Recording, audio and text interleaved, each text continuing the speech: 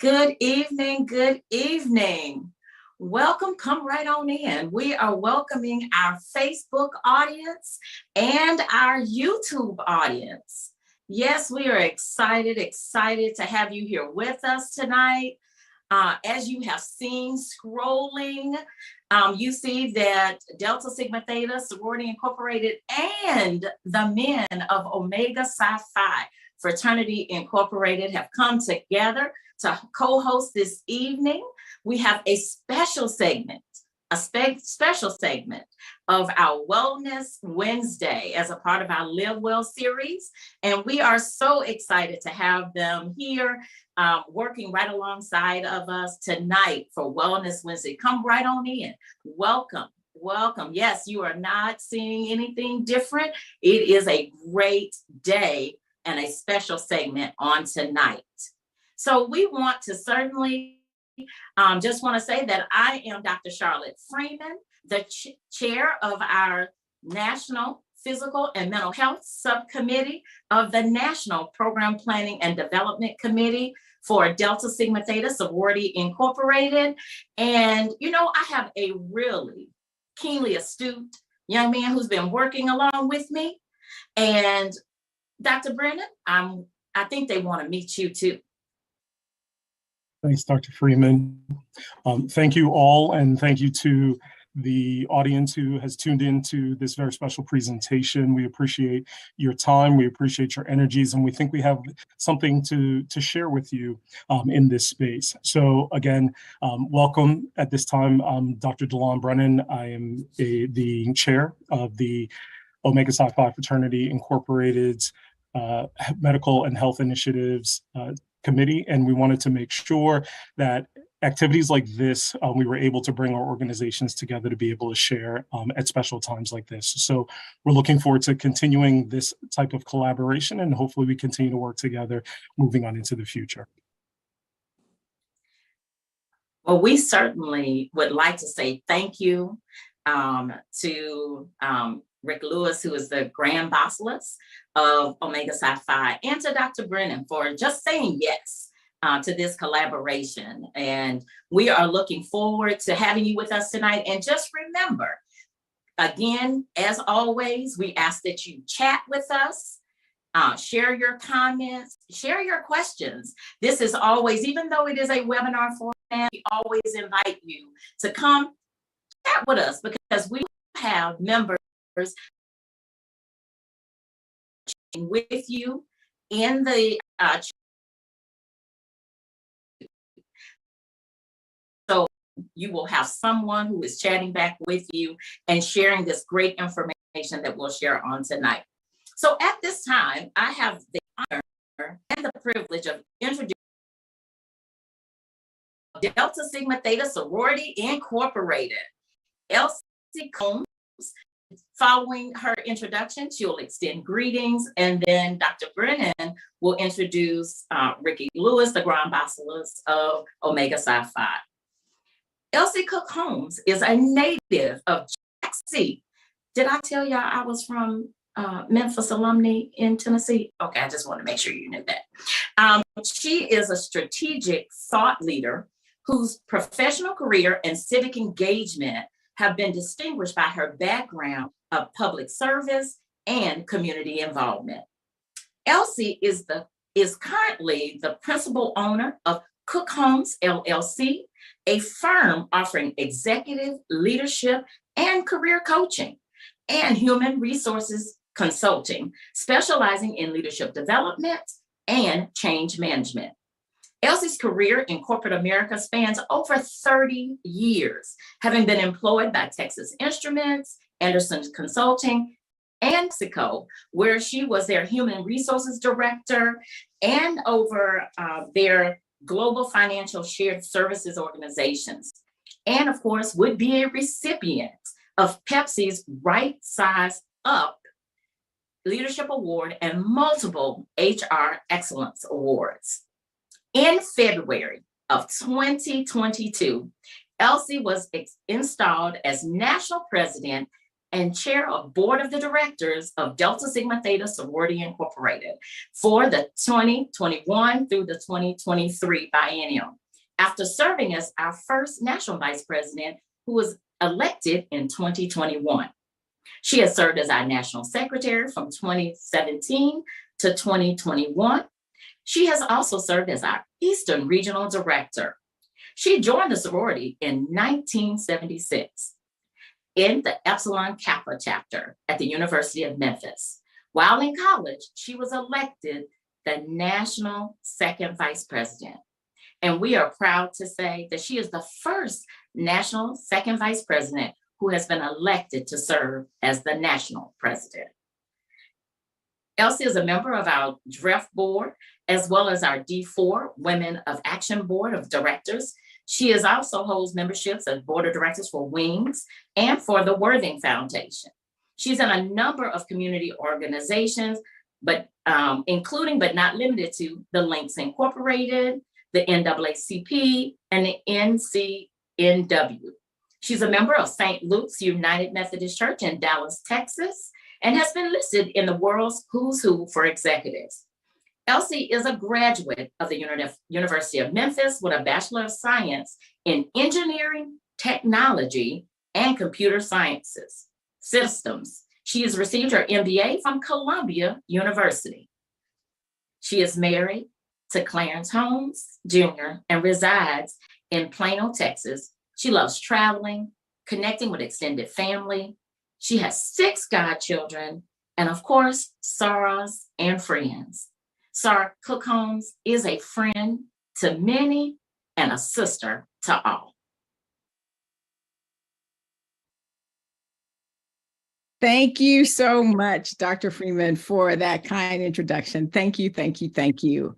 And good evening, everyone. I want to say greetings to my brother in leadership, Grand Basilis Ricky Lewis, to all of my sisters of Delta Sigma Theta Sorority Incorporated, as well as the brothers of Omega Psi Phi Fraternity Incorporated, and all who have joined for this webinar that we are hosting together as part of DST's Wellness Wednesday series. But we are, again, very happy that this is a special Wellness Wednesday that we are conducting in partnership with our brothers of Omega Psi Phi. During this biennium, our sorority has focused on wellness and mental health with a new initiative, Live Well. The Live Well initiative is focused on internal and external education awareness of the importance of mental health and wellness and issues that can impact our mental health. We want our members to live well, our family, our friends, and the community at large to live well. So we're educating ourselves, but also providing strategies that we may use in our daily lives that we share with others in the circle. Each month, there is a Wellness Wednesday session that's part of this initiative. And we discuss how we can live well, focusing not on only on physical health, but especially on mental health and wellness. These discussions are led by mental health professionals, and they focus on a variety of topics that you might not think are related to mental health, but really are, such as grief and loss. Certainly suicide prevention and awareness, postpartum depression, relationship violence, and just simply being able to live well and focus on proactively being mentally well. And so we're proud to co-host this program, Leading While Struggling, Navigating Your Mental Health and the Pressures of Leadership, along with the brothers of Omega Psi Phi. There have been a number of things that we have all dealt with over the past several years. We've lived through a global pandemic, and we're still experiencing an endemic. Many of us have suffered loss of some sort, whether it was the loss of income, whether it was the loss of our way of life, loss of a relationship, isolation, losses of loved ones. We in Delta began our last year with the passing of a sitting national president, Sarah Cheryl A. Hickman, and that certainly was an unprecedented event in the history of our sorority, and certainly a huge loss, and things like that really can affect our mental well-being. Our collegiate members, and I know that that goes across the organizations, have faced a challenging number of years coping through online classes, living at home, weekly testing, trying to manage chapter programming, all of this through virtual means, as well as all of the many other pressures that we face today, whether it's racial strife, increased violence, whether it's other health issues, economic impacts. So many things have increased symptoms of depression, anxiety, post-traumatic stress. So knowing that we're living in unprecedented times, we really need to, not only during this mental health month, but all year round, really focusing on living well and focusing on our mental health and wellness. So as I close my greetings, I just want to say to each of you, especially I'm going to talk to women for a minute. As Black women, we often feel like we have a superwoman complex. And just know that it's okay not to be okay all of the time. It's okay not to be strong all the time.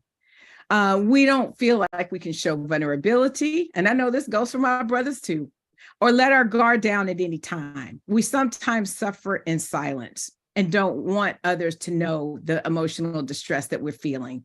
So this focus on mental health has really enabled us to start having the conversations that we might not necessarily have, that we might not necessarily have felt comfortable to have, showing the vulnerabilities and really being able to make sure that our sisters and the community at large are getting the help that they need. Our national second vice president, Dee Dee James Kong, is also focusing on emotional intelligence and mental health and wellness. So this is something that we are doing across Delta Sigma Theta. And just know that we need to keep this focus on in our communities because we don't necessarily recognize it or necessarily do what we can do about it. So we will continue, and I know our brothers in Omega Psi Phi will do so as well with making sure that we continue to live well and continue to focus on the very important health and wellness. Thank you for joining us this evening. This will be an absolutely enlightening discussion. I'll turn it back over to you, Dr. Freeman. Okay, well, we certainly right now we're going to move to Dr. Brennan and the Grand Basilisk. Thanks, Dr. Freeman. So indeed, it is a pleasure to be able to introduce our Grand Basilisk, Brother Ricky Lewis. Ricky Lawrence Lewis was born in Pensacola, Florida, and moved to Los Angeles when he was 13 years old. He was taught there in the Los Angeles Unified School District and is a graduate of the John Muir Junior High School, the Fremont High School, and the University of the Pacific in Stockton, California, where he was initiated into the Omega Psi Phi Fraternity Incorporated by way of Nu Mu chapter in 1981. Brother Lewis has served on the board of directors of the Weingart Aquatic Center, YMCA in South Los Angeles, and served 4 consecutive years as chairman of the board. He is the executive director of the Omega Youth Leadership Conference and Mentorship Program in Los Angeles, where he has impacted the lives of over 8,800 young men over the last 28 years. He is the 24th 12th District Representative of Omega Psi Phi Fraternity Incorporated. He is the 11th Chairman of the Board of the Omega Life Membership Foundation and the 35th First Vice Grand Basilisk, and was thus elected as the 42nd Grand Basilisk in July of 2022 in Charlotte, North Carolina at our 83rd Grand Conclave. Brother Lewis has been employed in the aerospace industry for the past 39 years.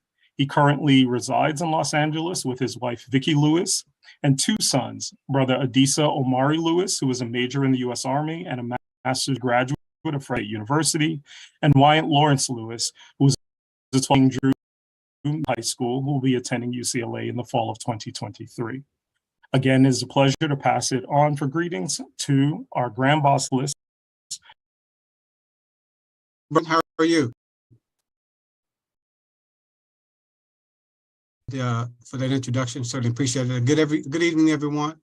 To Madam President, Elsie Cook Holmes, it's good to be with you. I just spoke to you. To all the panelists, thank you. Doctor, thank you for being here. Thank you.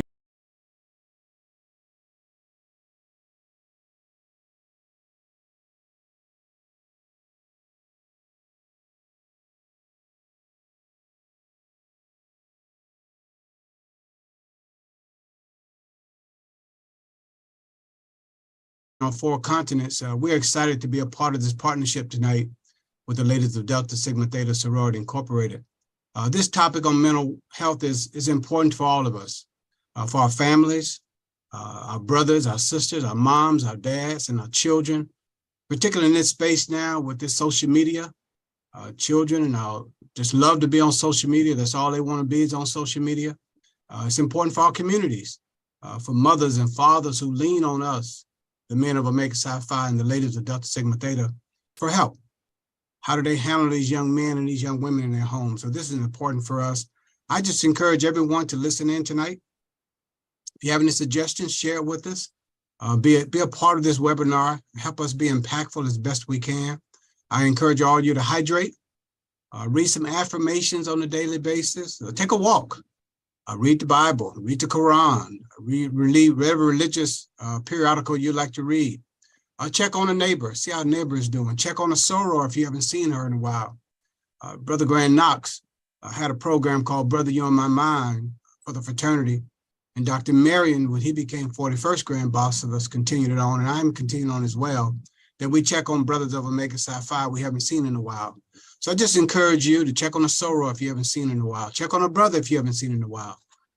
As Madam President said, we can't suffer alone. We have to let folks know how we feel. We are better together.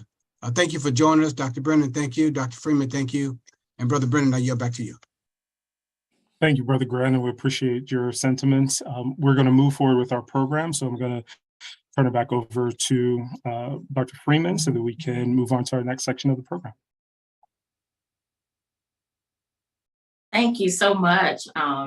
We appreciate our leaders taking the time to recognize the importance of engaging, not just with our members, but engaging with the community, educating the community. And it's because of their leadership that we're able to bring great programming like this. And we're thankful that they allow myself and Dr. Brennan to serve in these capacities. So we are now ready, and we hope that you are ready for just an exciting time. Have you called someone?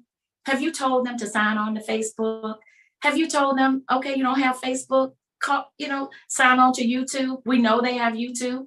As you heard Grand Apostolist Lewis say, we want to make sure, and we want to remind you, we want you to engage with us. You may even see your comment show up on the screen. So we want to make sure that you are engaged and present and helping to move this conversation forward. Now we want to introduce our moderator, Dr. Cassandra Scales of the Federal City Alumni Chapter in the Eastern Region.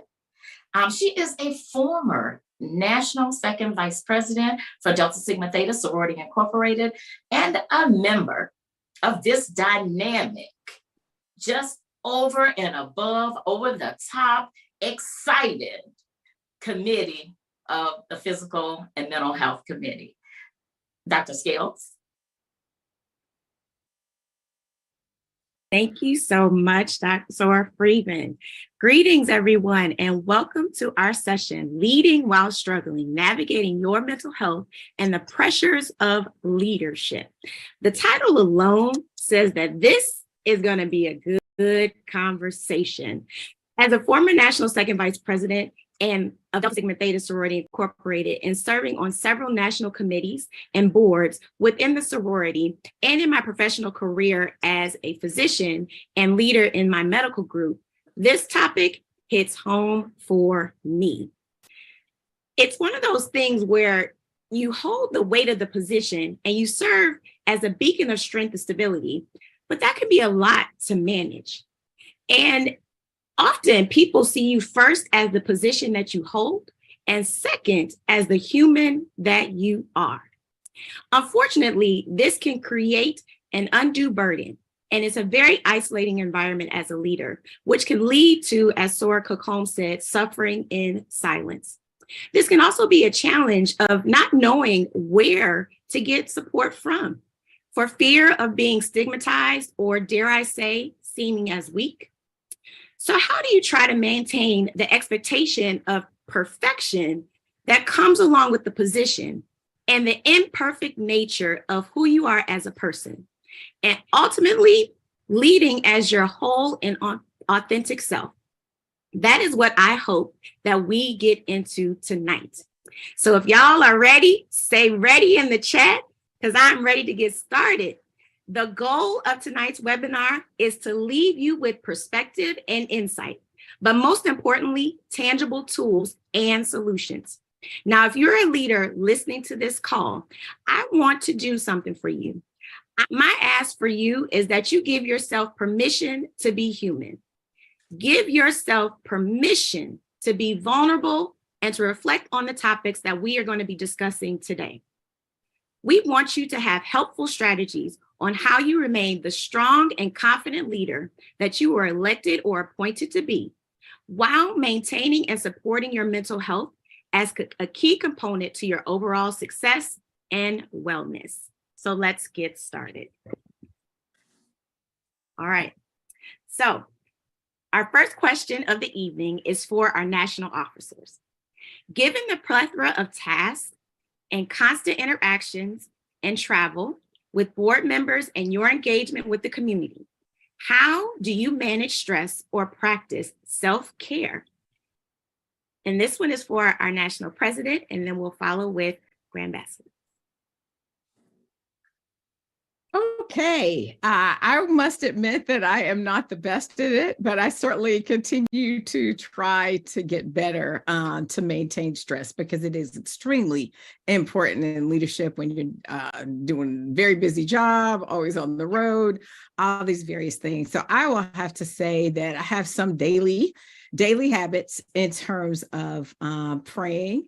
And not only do I pray daily, but sometimes I feel like I pray on the run as well, because there are times you just have to say, Lord, please, as you're getting through. So certainly prayer, I have daily meditations that I do. And I try very hard to listen to my body, if you will, so that sometimes I can feel myself getting on edge. And so I know that that means it's time to take a pause. And I try to figure out how to do that. Or sometimes you get those physical ailments. You might get a little more stomach aches than normal, or headaches and things like that. And so I try to stay in tune with my body so I'll know. There have been a few times that I've, in addition to all the many Zoom calls, sometimes I do walking calls, just so that the days that I don't have time to do other exercise, that I'm able to stay active as well. And I try to stay in touch with family and friends. And I try to talk to someone, even if it's during meetings, that I can laugh with, because laughter, I think, is so good for the soul. And despite all of the great work that both of our organizations are doing, it is important for us to enjoy that work. And it's important for us to hopefully have fun while we're doing that work, in addition to the various pressures, that we face as we are leading. And each one of you on the call is leading from somewhere. But those are just a few of the things that I try to do. And the one thing that I know I need to do more of is get more rest. I'm still working on that one, so I'll continue to pray about that and getting more rest. But the other ones I definitely try to employ. Awesome. So those are some really great tips. So Grand Ambassador Lewis, what you got? Yeah, I can just start by saying the man who finds a wife finds a good thing. Yeah, I don't know if I could do this thing without Vicki Lewis. I think Dr. Mary can bear witness. So Elsie can bear witness with our family. We can't do this without our wives and our husbands and our children, just to keep us balanced. My wife is really good for me, just to make me unwind and do what I'm supposed to do, because I can get tied up with the bros all day long. But a couple of things I do is I'm active in my community. I mentor young Black boys all the time. Active with the Embody program, ironically, with Delta Sigma Theta, with the Sisters of Central City Alumni chapter, as well as Compton alumni. So mentoring young boys are good for me in terms of my stress. Certainly enjoy working with the members of the Divine Nine on projects. The National Council of Negro Women project with Good Health Wins was good for me, just being able to trying to get all of us through this COVID-19 piece. Personal care, I walk a lot, drink a lot of water, I read. I sit in the backyard a lot while Vicky working in the backyard. I'm watching her work. I don't do the backyard stuff. That's her thing. And of course, spending time with my wife. We have a teenager, so that's stress in itself. We just went through the college preparation process, the college visits, trying to decide where he wants to go to college. I wanted him to go far away. His mama wanted him to stay close by. So he picked UCLA to appease his mama, but it's a great school. We're happy for that. I think Elsie said it most eloquently. I got laughter as well. Laughter is very therapeutic. I like to laugh a lot. The brothers will tell you I like to bust jokes, just to bring some laughter in the room. So that's all those things work for me. My wife, reading, walking, laughter, reading affirmations, reading the Bible. It's important that we do this because the sorors are demanding and the brothers are demanding as well. But as I was telling Elsie, we talked a little earlier before this, I just told it's important that we just stay focused on taking care of ourselves because the sorority and the fraternity is demanding, but we love the work that we do, being able to serve at this level. So that's a couple of things that help me out in terms of dealing with stress. I yield back to you, Doctor. Is it Dr. Freeman I'm yelling back to? Nope, that is Dr. Scales. It's all right. Dr. Scales, I yield back to you. Thank you. Yes, sir. So I think those are some good tips, and I hope everybody is taking notes because we are definitely diving into a lot of tangible tools and solutions. So thank you so much, SOAR President and Grand Basilisk, for your input and insight. I really, really enjoyed you participating in this. Now, we are going to be turning over a conversation with two experts in the field, SOAR Freeman, and I should say Dr. Freeman and Dr. Marion. So this question is actually for both of you guys. Now, there may be people on this call or on this webinar who may be listening and saying that they're not struggling. There's nothing wrong with me. So what are some of the signs that people should look for to let them know that maybe they are struggling and that they need to seek help? Which of us? We'll start with SOAR Freeman. Okay. I really, I appreciate that question. I think sometimes we look at a situation and we say, I'm not struggling, but I'd like to ask us to consider that there are different levels of struggle, right? That everybody is not struggling at the same level.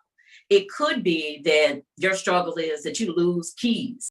Your struggle could be that you forget tasks, that you find yourself having body aches and pains that there's no medical reason for.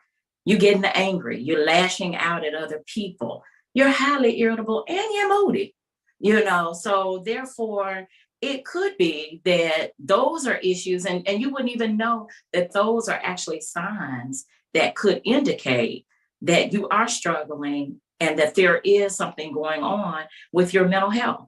The more severe, a lot of times you may hear depression, anxiety, but when you get on the place where you actually may find yourself hallucinating, hearing voices, or even thinking of harming yourself, or believing, and many times we may hear people say that, I just don't know if I ought to be here.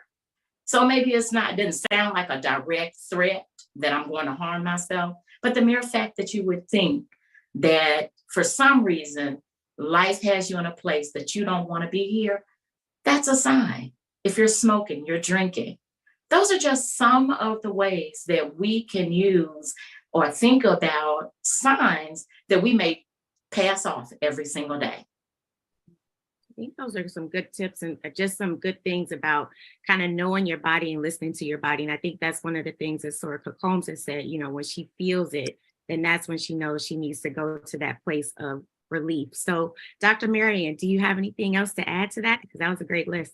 Yeah, I think the list is very good. Certainly, there's no way to give an exhaustive list of the various signs and symptoms of depression and anxiety, but Dr. Freeman started us off well. I wanted to say a word about an honest self-assessment.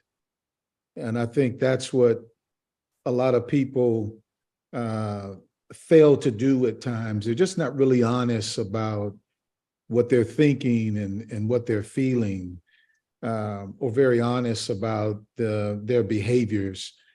And I think it first starts off with, let me just truly and honestly look at me. We're a people that we have ancestors that endured a lot, persevered through a lot. And so the first thing, if anything happens to us, if our foot is hurting, okay, well, I'm gonna just keep on walking, it'll get better. And then next day it hurts a little bit more, I'm gonna keep on walking. And then one day you get up and you can't put any weight on it. That's when you begin to think, okay, I need to see about it, when you might need to have seen about it a lot earlier. And so with mental health, you begin to see signs and symptoms that initially we brushed off, but later on begin to cause serious dysfunction in our lives, cause problems with our ability to go to work, our ability just to parent and be a spouse, our ability to do many things that we are customarily used to doing. I have people who come to me for depression, and I ask them, what are some of the things that you love to do? And they might say, I love to go fishing. And then when you ask them, when was the last time you went fishing? It's been years, because a lot of the signs and symptoms are loss of pleasure in things that used to bring us joy, loss of interest in things that used to bring us joy. So I think to get to the symptoms, you have to practice that honest self-assessment. I think that's a great point that you bring up. And I like the analogy that you used about the foot and being able to walk, because I think having physical symptoms, especially as a physician, right, that's easy to see. Is you have a wound, go ahead and treat it. But when we think about mental health, it's those invisible scars that's easy for us to kind of continue to look over until it becomes a major problem. So thank you for bringing that out. I'm going to take this next question to Dr. Freeman. Now, there are a lot of expectations placed on leaders who may be in high profile positions to be quote unquote on every moment as soon as you step outside the door. But sometimes you just don't feel like it and you would rather not engage with anybody. So my question is, how do you maintain healthy boundaries, and what strategies can you give to navigate the high profile nature of the position that you serve and access that the people feel like they have to have to you? That's a really good question, because I think sometimes being in the positions that we are, we do feel like we have to be on, we have to show up for people. And that sometimes does not allow, if we even think about what Dr. Marion said, are we being honest? I think about being a licensed clinical psychologist, that my profession says that I have predetermined boundaries that I have in place. So then accepting the position of being chair of the Physical and Mental Health Committee, where I was opening up myself more access, people having more access, a greater number of people, over 300,000 people who, whether financial or otherwise, who may want to or seek you out or ask questions. So one of the things that I really think about when we say healthy boundaries, and I think sometimes people don't think of this, is the first healthy boundary is for you to consider the position that you're being asked to serve in, whether that's, being the head of the Girl Scout troop, whether it's working with the Boy Scouts, whether you're working with Girls and Boys Club. Consider the position, whether it's high profile or not, because it has an impact on your life. So thinking about how much will I have to give? How much access will I have to open up in order to be and to accept this position? And so that's part of that first boundary, is for you to consider that. Because sometimes we can find ourselves getting into leadership positions and they sound great. They seem to offer so many opportunities, but they also mean that there's going to have to be some sacrifices made along the way. And so making sure that you take stock first of those sacrifices that you may have to make, sacrifices of time, sacrifices of your energy, maybe even some of your treasure that you may have to think about, monies that you may have to expend in those positions. So setting a healthy boundary starts with you first. You are the healthy boundary. You have to determine what it is that you do for you and what is it that you're able to give and not give. Of course, then you also move to situations where you're making sure that you're communicating with other people about what you will do and what you're not able to do. Make sure that you're able to communicate that at the very beginning, because you've taken stock of what this position requires of you. So that means that when you've taken stock and you're able to have those honest conversations, then that means that I'm able to share my boundaries. And then also I ask that person, what are your boundaries? What are your expectations? So that I can respect their boundaries as well. We have to also make sure, I try to make sure that I set time in my schedule every day, different points of time where I'm checking emails, I'm communicating with others, so that I make sure that there's a balance between my work. I make sure that there's a balance between making sure that I'm fulfilling this position or in any other leadership role. And then I'm also making sure that I have time to socialize and be available to myself. Now, I will tell you, I have two self, care practices that I make sure that I try to do. One of which that helps with my boundary. One is that I make sure that if I'm able to ever take a couple hours in the morning, just where I can sleep in, because I've had a really difficult week, I take those couple of hours. You have PTO time, you have time on your job, you have sick leave, you have vacation time. So I make sure that I take a couple of hours. And then I also commit to one Saturday a month. I know, one Saturday a month where I do what it is that Charlotte Freeman wants to do. I make sure, whether that's get a massage, or whether that is make sure I spend time with friends, so that I make sure that I'm staying connected, but I also make sure that that helps me to keep a boundary for myself. So a lot of times when you're in these high profile positions, it's unfortunately and unlikely that people will give you time. You have to take the time. You have to help them recognize what your boundaries are and then enforce them. Don't make them permeable. Make them where that person at the very beginning understood what you could give. And it's okay to want to give it and be excited about it, but make sure that you're taking care of yourself. I think that's great. So I heard a lot of gems in that. And I think, it kind of boiled down to prioritizing and planning. So you have to be able to plan what you want to do and how you want to do it, and understanding the risk and benefits of what those saying yes means to you as an individual, and inquiring prior to. So I think those are great tips. Now, my next question is for Dr. Freeman. Dr. Freeman, showing strength and confidence as a leader is most often an expectation of the office that you serve. Now, I said before, to be the beacon of light and hope for your membership. However, there are times when you are not strong, nor are you confident. My question is, how can a leader show their vulnerability to their members in a way that does not compromise their authority in their position? Well, actually, I'd like to ask Dr. Marion to answer that question. Oh, yeah, yes, it was for Dr. Marion. Okay. I was still thinking about Dr. Freeman's comments about boundaries, and I'm just compelled to say that in our fraternity, we talk a lot about priorities, God, family, fraternity.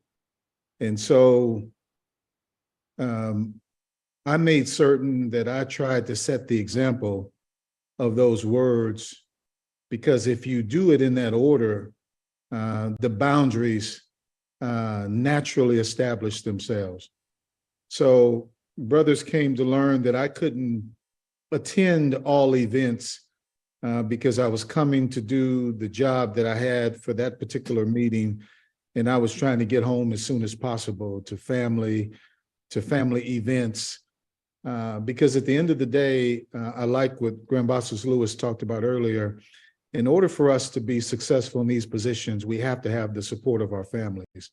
They suffer the most throughout all of this, because these positions, and as leaders, we're going to be leaders in multiple organizations at the same time. And so what it does, it takes away our time from them. It takes away us from them. And so I was very sensitive to that. I see that a lot of times with Brother Lewis getting on the first thing smoking back home so that he can be with his family. And I would do the same thing, get back to the room to talk to them and get back on the plane to get back to them. And so I think if you're honest and you deal with it in that way, brothers understand that you have those priorities. But I think also it was important to me to be human. And so I have been in the counseling field and have counseled folks 31 years. And so in sitting across the room from folks, you know, you talk to them a lot about being authentic, being genuine. You can't talk to other folks about that and you not be that yourself. And so brothers in Omega have seen me weep. You know, if the situation was one that moved me to such. I refuse to hide my humanity.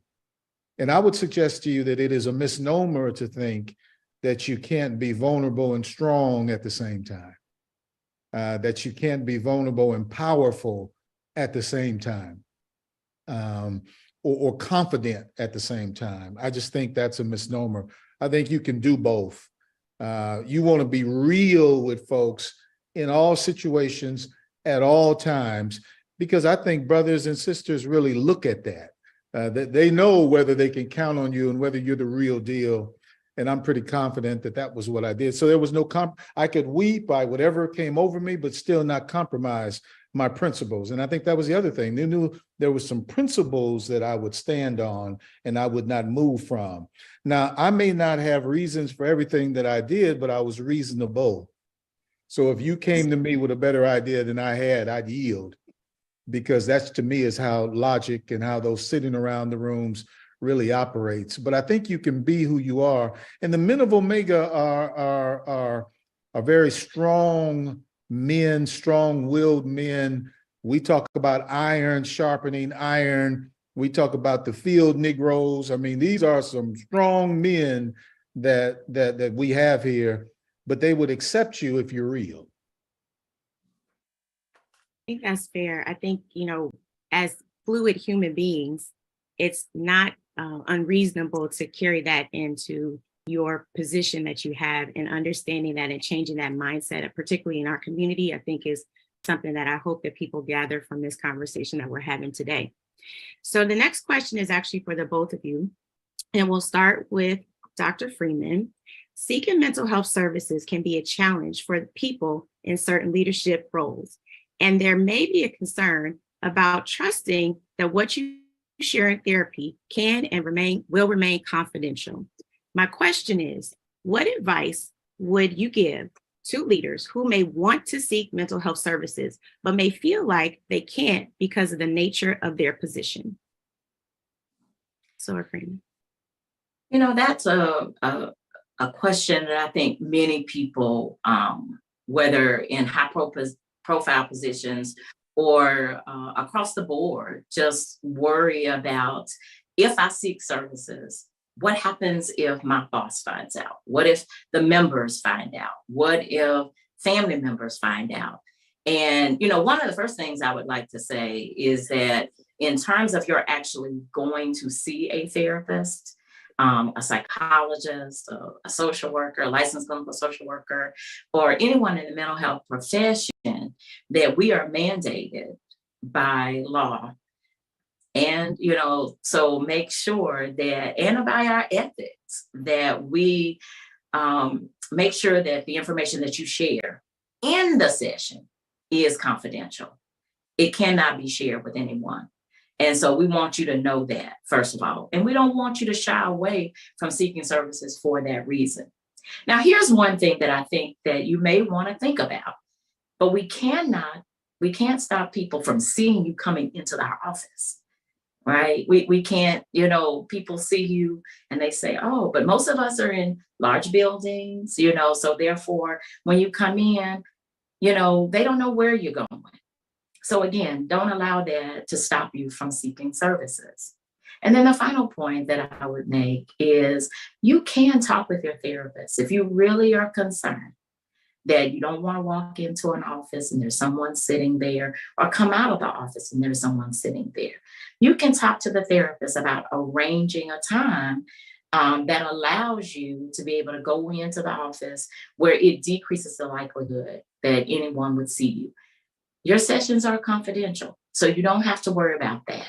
But if you're concerned about coming, when I've seen high-profile clients, I have set aside special time specifically for them that allow them to come and go with greater ease, because it adds to your anxiety if you believe that what your decision to actually step out and get services is going to be seen by others and a judgment made. And that's really what it is. A lot of times is once you finally made that step to go, sometimes there's concern about the judgment around it. And we as African Americans, we have got to kick that can over about actually the stigma of mental health and recognizing that your health for you and for your family is more important than what others may say.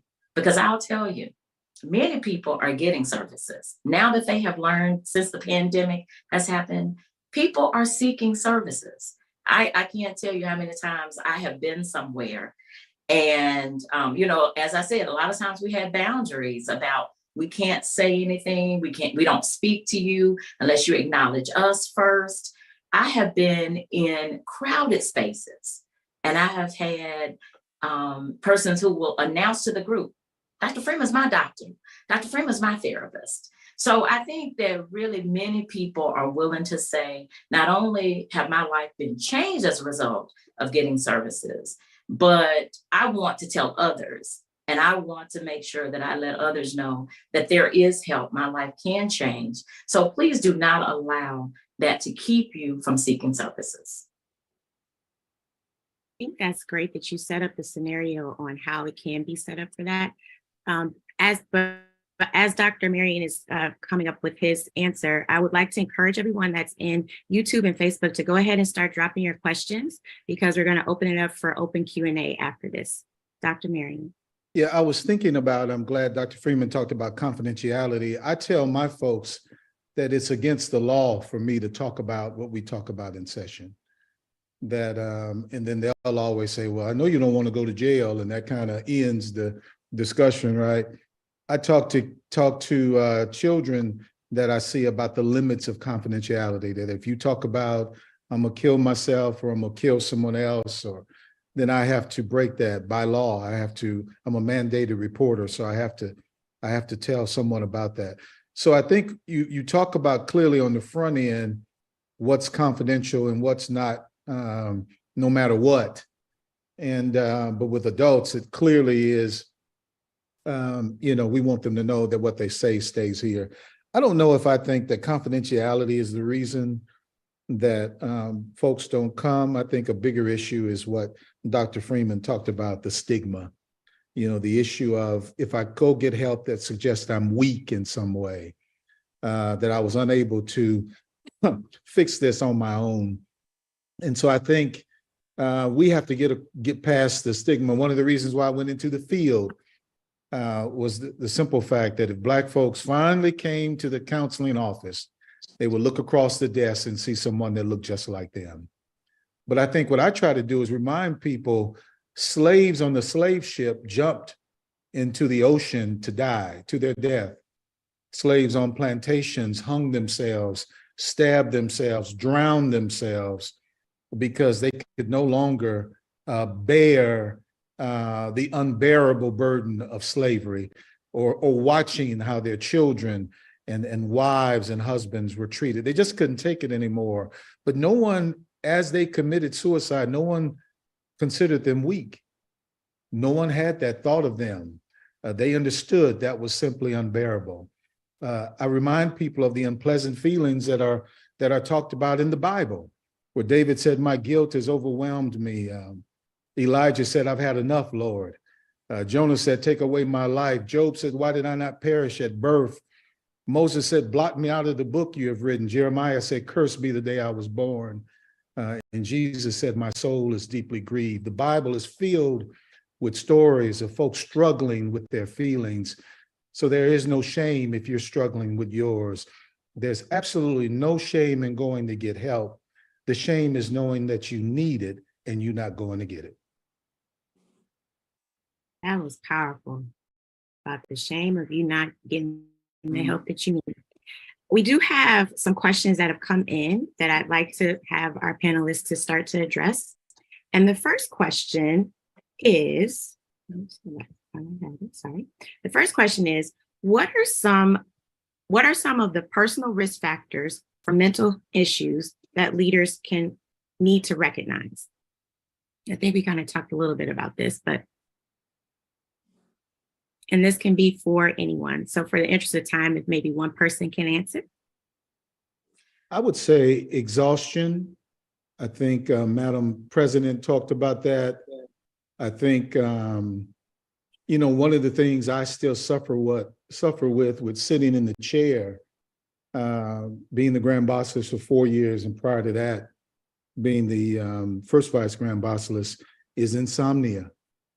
And when I got out of the chair, I was amazed at how my blood pressure went down, how my sugar adjusted, how I lost 7 pounds right off the bat just by simply stepping out of the chair and giving all of that weight over to Brother Ricky Lewis, our Grand Basilisk.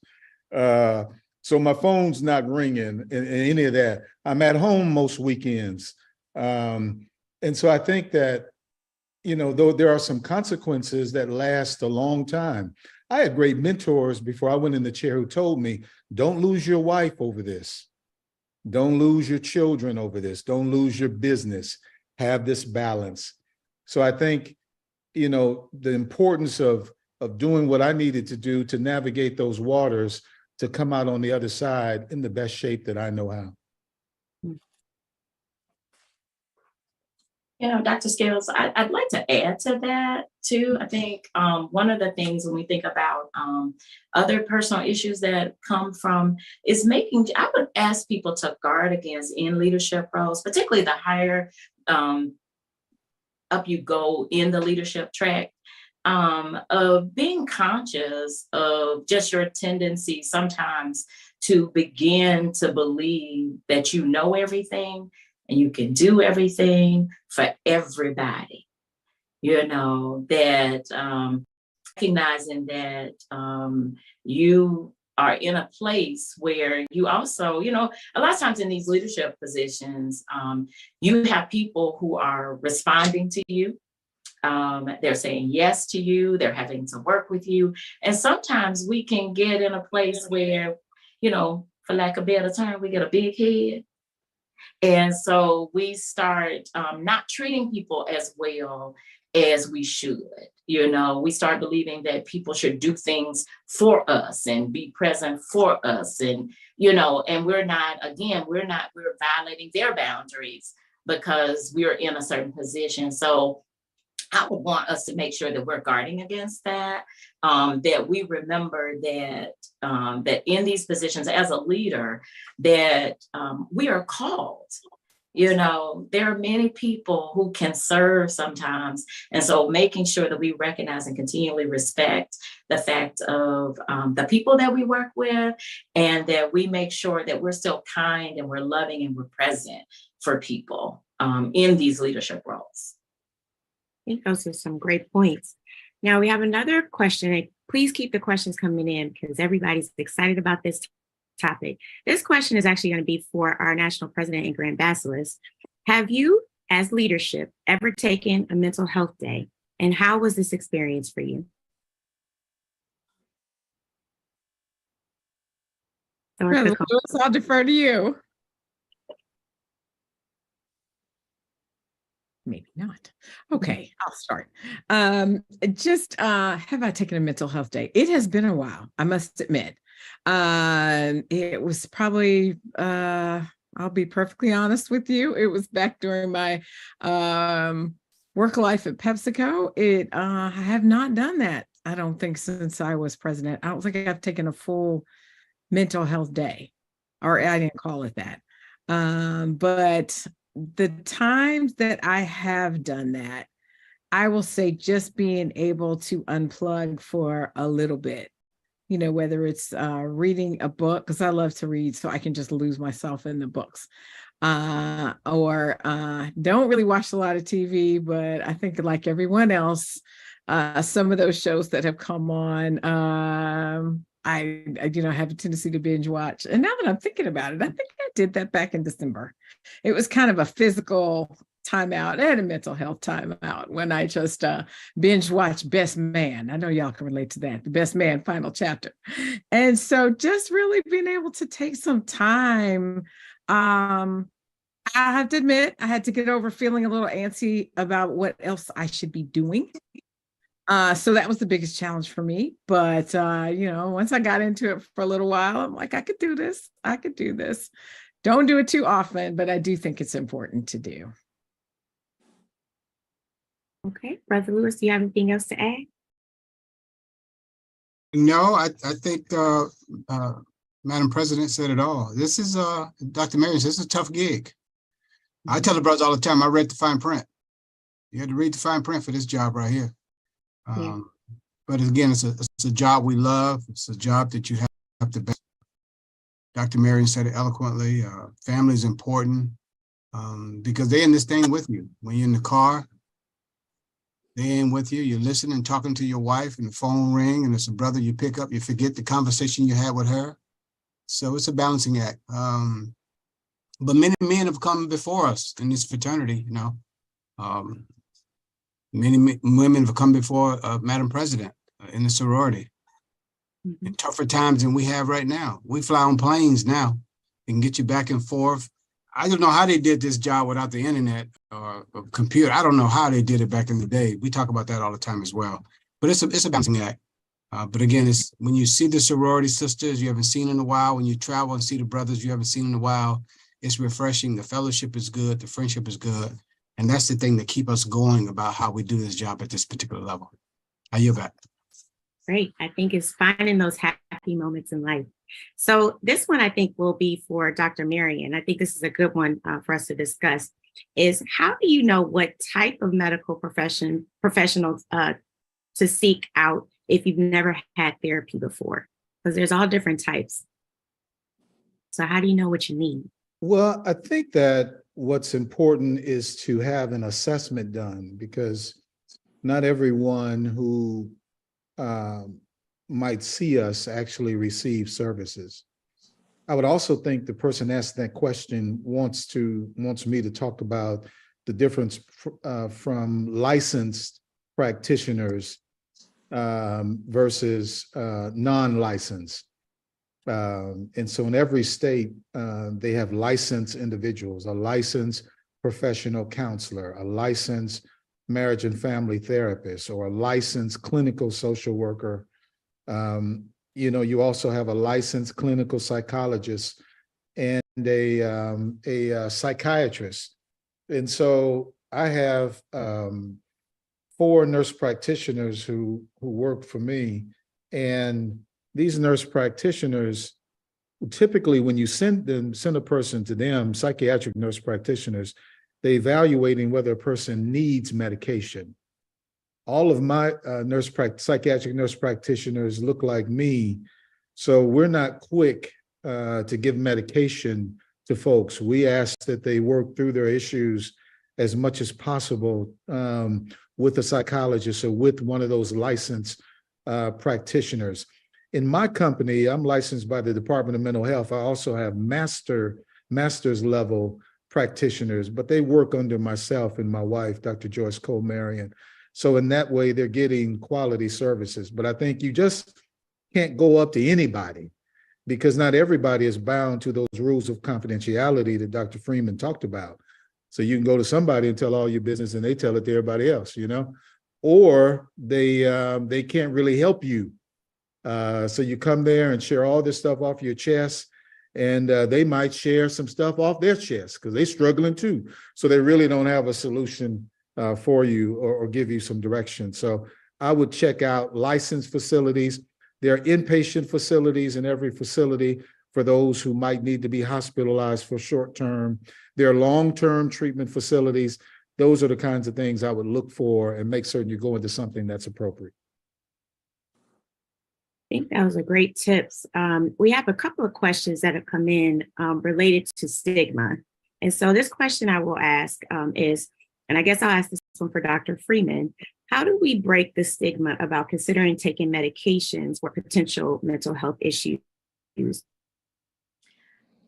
You know, I think a lot of people, and you heard just Dr. Marion just talked about that first sort of starting the assessment process. So I think it's the minute that we walk in the door, you know, and when you think about taking medication, what I try to explain to clients is that a lot of times when you are having problems, and we've tried talk therapy, so psychology is talk therapy, psychiatry may have a combination of talk therapy, but primarily medication, that first, after we have tried talk therapy, we've tried strategies and treatment. And when we talk about medication, then we have to make sure that the practitioner that you're working with is explaining to you the reason that they believe that you need medication. Medication is not a bad thing. Sometimes it is that the problem is actually a chemical imbalance. And so because it is a chemical imbalance, that means that we may talk all day and you're in my office, because I'm a psychologist, and you're in my office and you'll say, yes, Dr. Freeman, I feel like I can, you know, you just gave me some great tips. But 2 days later, the imbalance in your body is overwhelming the thought process. So therefore, when I think of, you know, you think of your problems as you feel like you're underwater. The medication is not going to solve the problem. The medication is going to bring the symptoms down enough so that you can make use of the therapy, make use of the information that is being shared with you. So that way you're able to actually address the problem and hopefully help you to have all those God-given talents that have been bestowed upon you to come forward. So we want to encourage people to know that when you go to see the psychiatrist, you can tell them, hey, I'd like to start on the lowest dosage, you know, and let's see how I do. And then we can move up. You know, I think sometimes people say that if I'm taking medication, they're just trying to give me something. But you heard Dr. Marion say that when you go to someone who looks like you tell them, hey, I don't want medication first. I'd like us to try other avenues. And then, but you have to be willing to trust your practitioner. That if your practitioner is someone that you trust and that you believe has your best interest at heart, has done the appropriate evaluation, you know that you've worked on these strategies, then you have to trust that your practitioner who you're working with, when they say, hey, we need to try medication, that you're willing to try it, that you're willing to do the regimen that they set up. But here's the other piece of it. If you decide it's not for you, talk to your doctors and let's try to figure out what else there can be done. But a lot of times I will tell you that when they say, we might need to consider medication, and you trust them and you've been working with them, they know what they're talking about. They have your best interests at heart. We're not pushing medication. We're not. We want you to have your God-given talents to come forward. But sometimes the imbalance that you're feeling is causing the challenge from you being your very best self. I think that was a great summary about just being honest and doing that self-assessment, as Dr. Marion mentioned earlier. And Dr. Marion, we'll do 2 more questions and then we'll move to the next part of our program. But this question is for you. And the question is, how do you address mental health issues when they arise within your leadership team? So what kind of strategies would you give a leader to have that conversation? Well, I think that in Omega, our motto is friendship is essential to the soul. And so if I truly let's put the leadership piece aside for a minute. If I'm truly your friend, I should be able to come to you and tell you that you're drinking too much, that this is the behavior that I'm seeing. These are the symptoms that I'm noticing. And we have a great program that Brother Grant Bosselus Lewis was really a part of the startup. We all traveled to DC for Brother You're on My Mind. And this whole program was about bringing mental health resources to our brothers. If you go on our website right now, there's a Brother You're on My Mind link, and you can see all kinds of resources, crisis hotline numbers, on and on and on that brothers can call, family members can utilize. And the whole purpose of that was to make brothers aware of the resources nationally, but in their own communities that they can go get help. But also it meant that we were taking on the responsibility as a friend to be able to say, this is what I'm seeing, and I'm willing to accompany you to that particular appointment, to that particular assessment, because I love you. You're my brother, you're my friend. And so it's, again, going back to being honest with folks. Now, folks are grown. So I'm very respectful of me being able to tell someone, say, hey, from my expertise, I think you're kind of struggling with this. And they say, ain't nothing wrong with me. And I feel like I've done my duty, as a professional and as your brother and friend. But I also know that's going to run its course. Well, hopefully, by God's grace, we meet again before something tragic happens. But I think you just are courageous enough and loving enough to go to your brother, go to your friend, go to your sorority sister and say, this is what I'm seeing. I love you, and I want to try to help you. It's that whole feeling about I am my brother or my sister's keeper, and having that active listening mode of being present, intentional about being honest with them. Last question, and Dr. Marion, you kind of touched on what Omega Psi Phi is doing. So this question is going to be for Dr. Freeman, is what steps do you take to promote a healthy work culture in your respective organizations? This is a nice tee up for our next segment. So, we have to first start with the leaders, right? We have to start with those who are given charge, of working in small segments of our sororities and our fraternities, so if the leaders are healthy, they practice healthy boundaries. If they are present for the members when they're going through different challenges, rather than just brushing it to the side and saying, well, we still got this work to do. But if they will take the time to say, okay, not necessarily in front of everyone, but, pick up the phone, we text a lot, but when people are going through things and you can see it, let's pick up the phone, because there's nothing that conveys your love, your care, your sentiment, even if sometimes, we say, well, I'm not exactly sure what to say.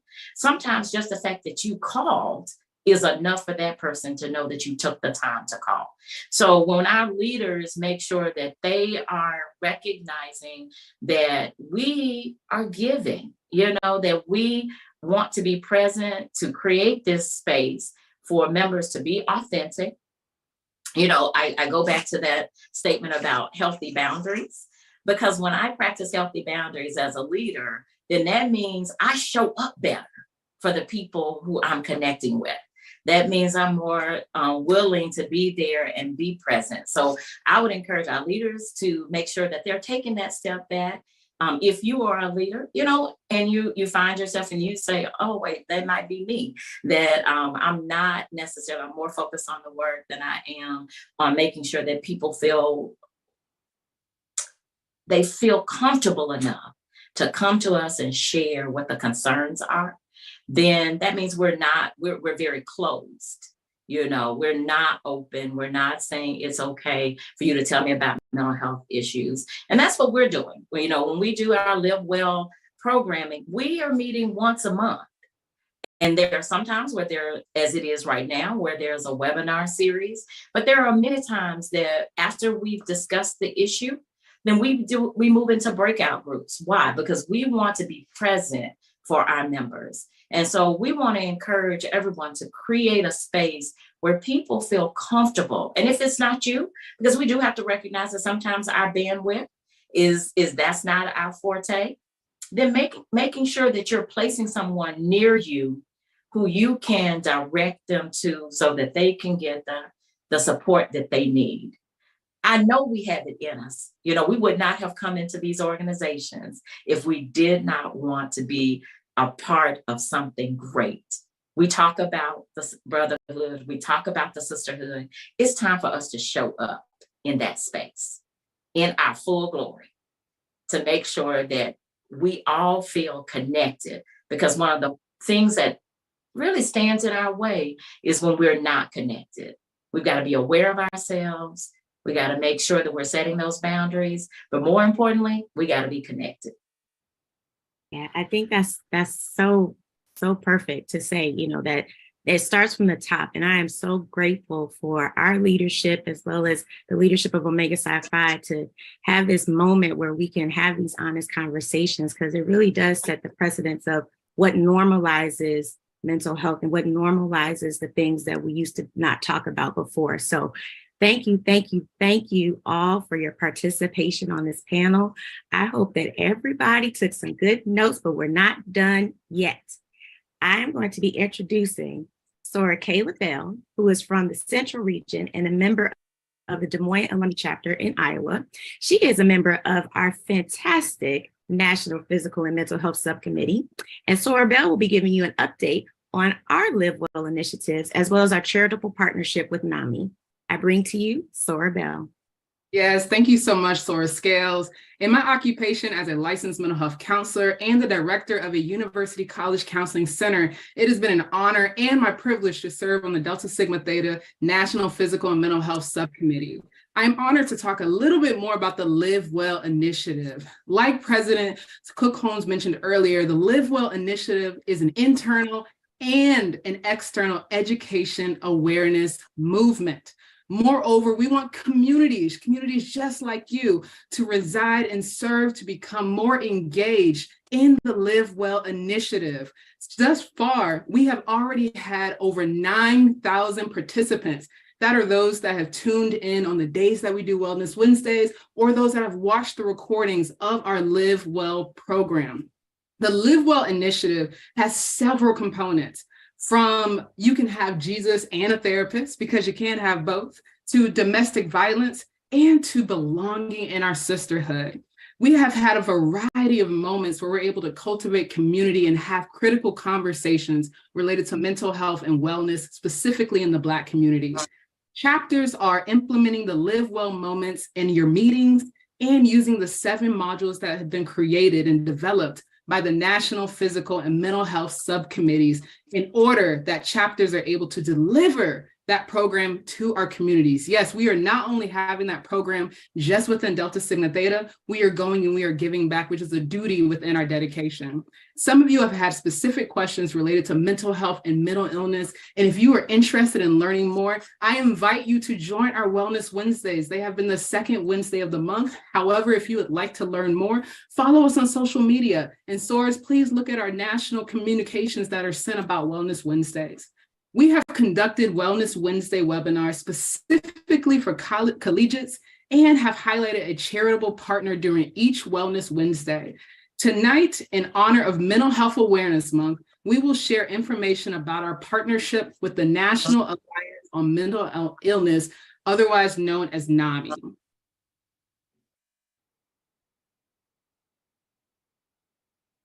And I'll just wait for that slide. Thank you. So May is a very special month. As a clinician, I love May because it is Mental Health Awareness Month. Very powerful. And Delta Sigma Theta has had a variety of upcoming events and continuing events, which you are able to review on the slide thus far. I do want to note that the testimonials that were dated from May 17th have been extended to May 20th. So if you haven't had the opportunity, I highly recommend that you send them out, and you should have received an email on Monday of this week from the National Program and Planning Committee. Next slide. Let's talk a little bit more about NAMI, the National Alliance on Mental illness, which is also referred to as NAMI, is the largest grassroots organization focused on improving the lives of individuals that experience mental illnesses. NAMI has a variety of programs to support those who are diagnosed with a mental illness, but also programming for family and friends who are providing for those that are impacted by a mental illness. NAMI Walks is a specific program that's organized by various NAMI affiliate chapters wherein communities come together for a walk about a specific concern impacting mental illness, such as suicide, depression, bipolar, and more. Mental Illness Week, Awareness Week, is the first full week of October, and NAMI supports each day of the week by uplifting the voices of individuals with lived experiences and working to educate the public on mental illness. You all have heard us multiple times today mention how our community's voices need to be heard. This is a wonderful opportunity for us to get connected. Now we're going to focus on some ways that you can also support the initiatives of NAMI and enhance education around mental illness. This can be done through their Sharing Hope program. The Sharing Hope initiative will be one of Delta's primary focuses during year one of our NAMI partnership. Sharing Hope is a program dedicated to holding healing circles for Black African immigrants about and by Black immigrants. You can host a community conversation by viewing the Sharing Hope video, which is embedded on their website, within a group. You can then use that video to create a discussion about the warning signs and symptoms of mental illness. And then you can also partner with a mental health professional to discuss appropriate services and long-term wellness plans. We know our communities need this. You may also utilize the Sharing Hope program to help us better support our communities in receiving necessary mental health resources, which we don't often have access to. In addition to Sharing Hope, you can collaborate and build a relationship with NAMI in other ways. For example, NAMI hosts an annual national and state conference/convention. You can attend this, or you might also be able to sponsor the event. This can be a great way to help your chapters to enhance their understanding of mental health and mental illness. You may also host a workshop on a variety of mental health topics, such as the ones that we talked about today. And you can request a speaker or additional resources for your workshop from NAMI. We are aware that every chapter and community does not have a mental health professional accessible. That is the beauty in this partnership with NAMI. You may also collaborate with NAMI to host the National Ending the Silence program, which focuses on reducing the stigma of mental illness while also helping people to access hope. There are a variety of ways that you can coordinate and collaborate with NAMI. To learn more about their organization and the national and local services that are available and ways to become more involved, I invite you to visit NAMI.org. And when you go to their website, at the bottom, you will find how to access the affiliate chapters that are local to you. Dr. Brennan will now discuss the Brother on My Mind initiative. Good evening again. Thank you. We definitely appreciate the synergy that we see between our organizations around mental health. Specifically on this initiative for Omega Psi Phi Fraternity Incorporated, our initiative is referred to as Brother on My Mind, and Brother Dr. Marion, who spearheaded the launch of this while he was our first Vice Grand Basileus, and then carried it even further during his term as Grand Basileus, is an initiative that we've put in place that allows us to look introspectively first, for us to see that we noticed within both in our leadership, but also within our general membership, that we had issues around mental health, and we wanted to figure out how do we first address those issues in-house. We want to be well enough and safe enough to be able to help those who are in our communities. That's what our organizations are here for, to help uplift our communities.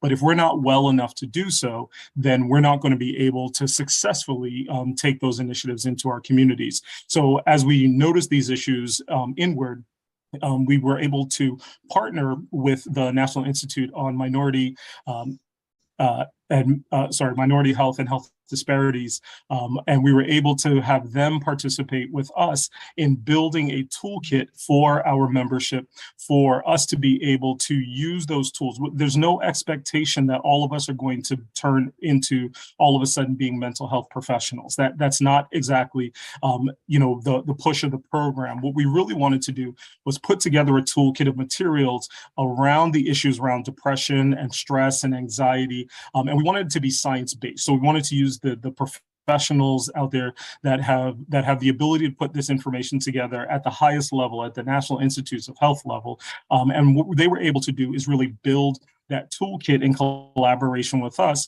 so that we were then able to take it on and educate Omega's members. We were able to take it to our families, our communities, and really help to highlight the issues around depression and stress and anxiety.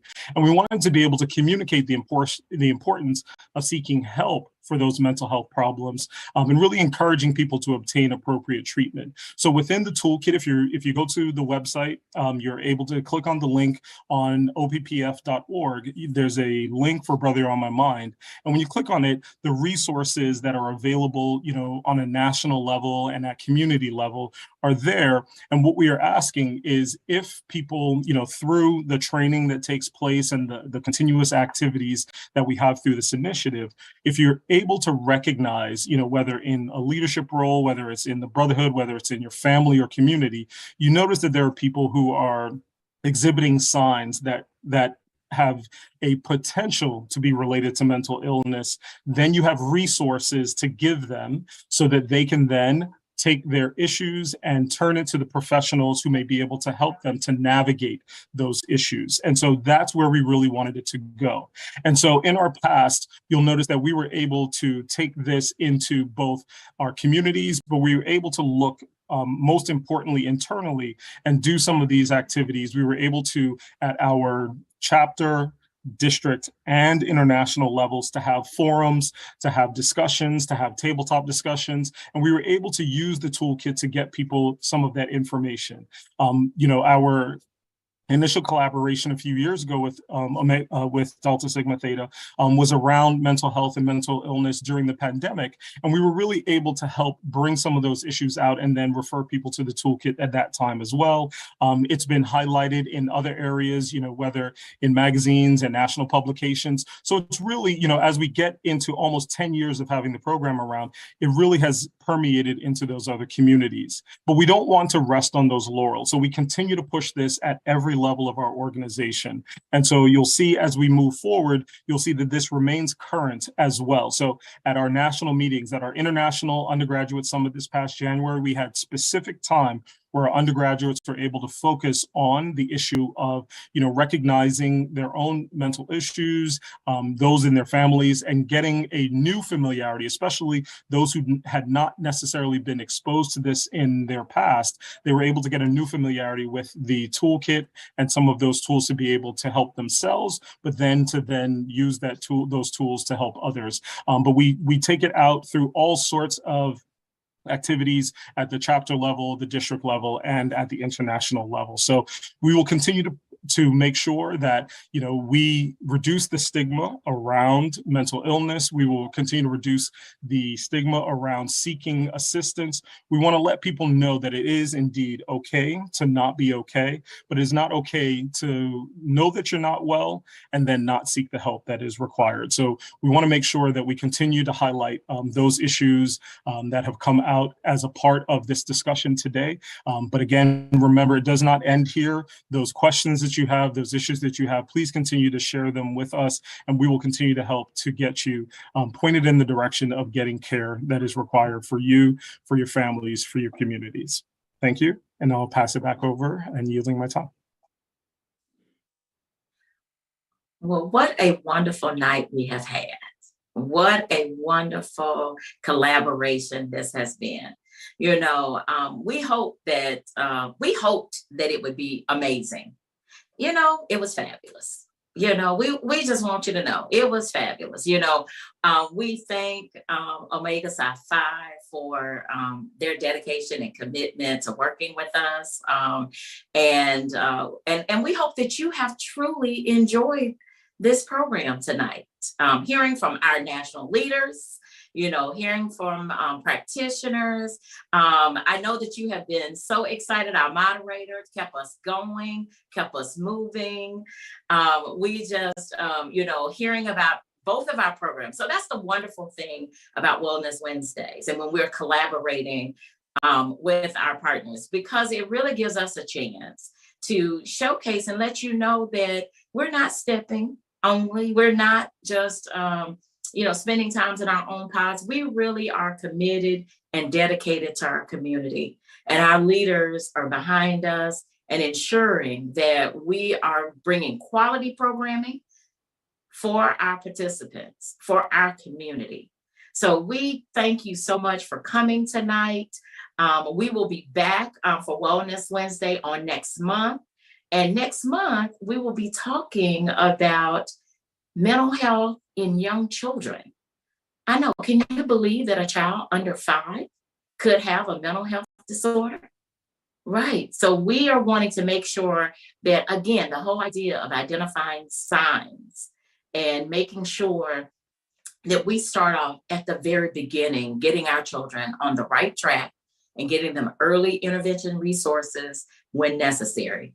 So we thank you again for tonight. Dr. Brennan, any closing comments? Thank you, Dr. Freeman. I just want to say it indeed was an amazing time. We appreciated the opportunity to collaborate in this activity. I want to say a special thank you to our leadership, at the highest levels, to your national president, and to our Grand Basileus and our immediate past Grand Basileus. We truly want to say thank you for taking the time out of your extremely busy schedules to address this from a personal perspective about how, being in the positions of leadership does affect one's mental health, and then to also give us tools as to how to do so. So I just want to say thank you for all that you have brought to the organization and continue to bring on a daily basis. Sora Freeman, thank you so much for allowing us to continue this type of collaboration, and hopefully as we grow and grow through the growing pains, we'll be able to do even more as we move forward. Well, we certainly thank our audience, for being here with us, every single one engaging. We hope our members from both organizations have been able to engage you, to give you tidbits of information if your question was not answered on the live broadcast. Yes, we both had members of our organizations in the chat, chatting with you, providing answers. So we want to make sure that you feel seen, you feel heard, and you feel loved. Thank you for being with us. Have a wonderful night.